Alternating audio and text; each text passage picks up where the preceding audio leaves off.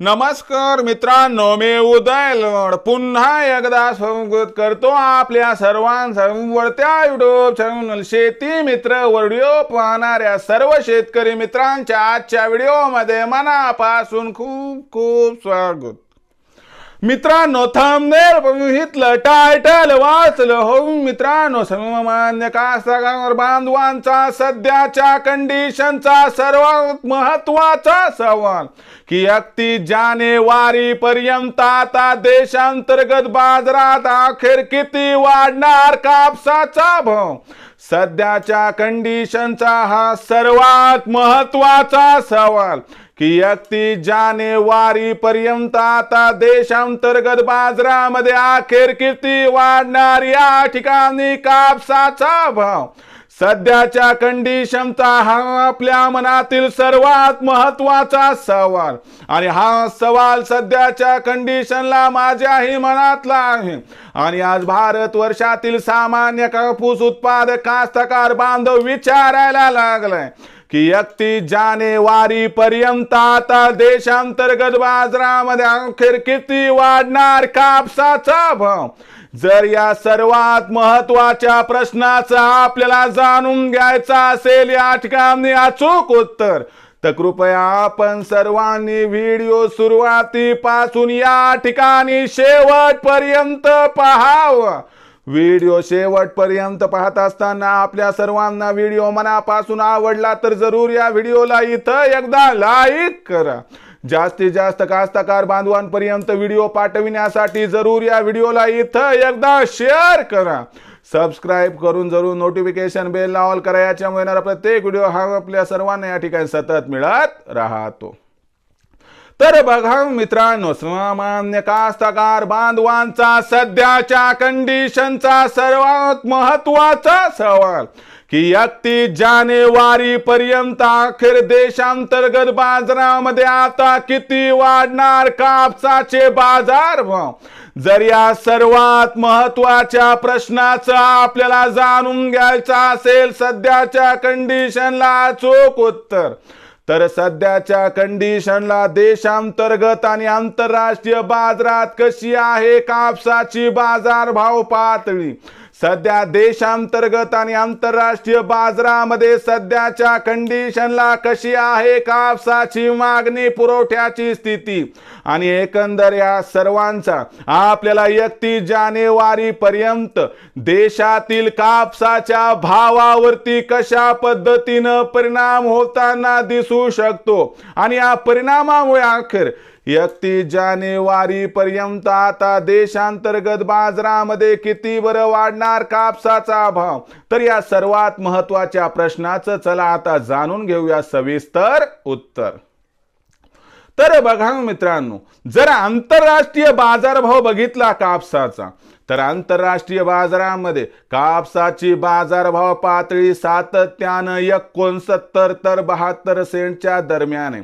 लक्षात घ्या, कधी कधी कापसाचा भाव 69 सेंटच्या खाली येऊन 68 सेंट पर्यंत येताना दिसतोय. पण मी मागही सांगितलं, आताही सांगतो, ही निच्चांकी भाव पातळी. एक तर कापसाचा बाजारभाव 69 सेंटच्या खाली आंतरराष्ट्रीय बाजारात जाणार नाही आणि जर गेला तर तो तिथं चिरकाळ म्हणजे जास्त काळ टिकणार नाही. म्हणजे इथं काय की आपला जो बॉटम आहे आंतरराष्ट्रीय बाजारात कापसाचा फार स्ट्रॉंग आहे. मग लगेचच असं समजू नका की याच्यामुळे भविष्यात प्रचंड तेजी येईल. लक्षात घ्या, आंतरराष्ट्रीय असणारं जे चित्र आहे ते वेगळे. आंतरराष्ट्रीय बाजारामध्ये इथून 15 जानेवारीपर्यंत काही विशेष बदल कापसाच्या भावात दिसणार नाही. कारण डिसेंबरचा शेवटचा आठवडा आणि जानेवारीचा पहिला आठवडा कापसाचं मार्केट बंद राहणार आहे ख्रिसमसच्या सुट्ट्यांमुळे. आणि लगेच बाजार उघडले म्हणजे फ्रेश बँक मोठ्या प्रमाणात येईल अशी पण शक्यता नाही. पण एक 15 जानेवारी नंतर आंतरराष्ट्रीय बाजारात चित्र पालटू शकते आणि बाजारभाव आपल्याला 72 सेंट्सचे असणाऱ्या या ब्रेकला पार करून 75 सेंट्स पर्यंत येताना दिसू शकते. आंतरराष्ट्रीय बाजारातील कापसाच्या या तेजीचा काही प्रमाणात फायदा देशातील कापसाच्या भावाला तेजीच्या रूपाने प्राप्त होऊ शकतो. सध्या देशातील कापसाची भाव पातळी ही 6,900 ते 7,300 दरम्यान आहे. पण देशातील आणि आंतरराष्ट्रीय बाजारातील चित्र थोडं भिन्न आहे. देशात सध्या कापसाची आवक शिगेवर आहे. 2 लाख गाठीच्या वर कापसाची आवक व्हायला लागली. याच्यामुळे ही कापसाचा भाव सध्या दबावात आहे. पण आपण जर विचार केला की यंदाच्या वर्षी कापसाच्या उत्पादनातील प्रचंड घट, शिल्लक नसणारा कापसाचा साठा, यामुळे कापसाचं भवितव्य उज्ज्वल आहे. का आता तुम्ही म्हणाल की जर भारतात कापसाचं उत्पादन घटलं तर भारत आयात करेल, असं होऊ शकत नाही. कारण सध्याचा जो बाजारभाव आहे, आपण सिंपली बघा, 7,000ला जर जागतिक बाजारात कापूस असेल, भले आपल्यापेक्षा 200-300 स्वस्त आहे असं पकडू, तरी देखील आयात शुल्क 11%, म्हणजे 7,000चा 11% म्हणजे 770 रुपये, त्यासोबत वाहतुकीचा खर्च, विम्याचा खर्च, हे सगळं पकडलं तर 8,000-8,500पर्यंत जाईल. मग देशातीलच कापूस घेणं का वाईट ठरणार आहे का? अजिबात नाही. याच्यामुळं काय होणार, 15 जानेवारीनंतर हळूहळू कापसाची मागणी वाढणार आणि पुरवठा घटत जाणार. मागणी आणि पुरवठ्यातील हा जो गॅप आहे तो कापसाच्या भावाला 100% आधार या ठिकाणी देणार आणि याच्यामुळं कापसाचा बाजारभाव आपल्याला 31 जानेवारीपर्यंत सुधारत 7,500पर्यंत जाताना दिसेल. पण एवढं मात्र खरं की इथंच कापसाची तेजी न थांबता 31 मार्चपर्यंत कापसाचा भाव सुरुवातीला 8,000 व त्यानंतर 8,500पर्यंत गेलं तर मला वाटते कसल्याही प्रकारचं आश्चर्य या ठिकाणी वाटायला नको.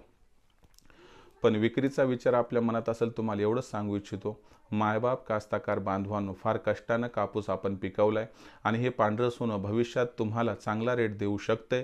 म्हणून आता निच्चांकी स्तरावर कापसाच्या विक्रीचा विचार जर सोडून दिला, जर आपलं त्या ठिकाणी पैशाचं बॅलन्स साधत असेल, स्टॉक तुम्ही ठेवू शकत असाल, तर 2 ते 3 महिने कापसाचा साठा शिल्लक ठेवा. तुम्हाला कमीत कमी सांगतो 500 ते 700 रुपये प्रति क्विंटल फायदा होऊ शकतो आणि सगळं काही अनुकूल घडलं तर 1,000 रुपये प्रति क्विंटल तेजीसुद्धा प्राप्त होऊ शकते. म्हणजे आज जर मला कोणी विचारलं की सर सोयाबीन पण आहे, कापूस पण आहे, दोन्ही पीक एक विकायचं एक ठेवायचं, मी बिंदास सांगेल सोयाबीनला विका, कापसाला ठेवा, आपला दोन्हीकडून होईल फायदा.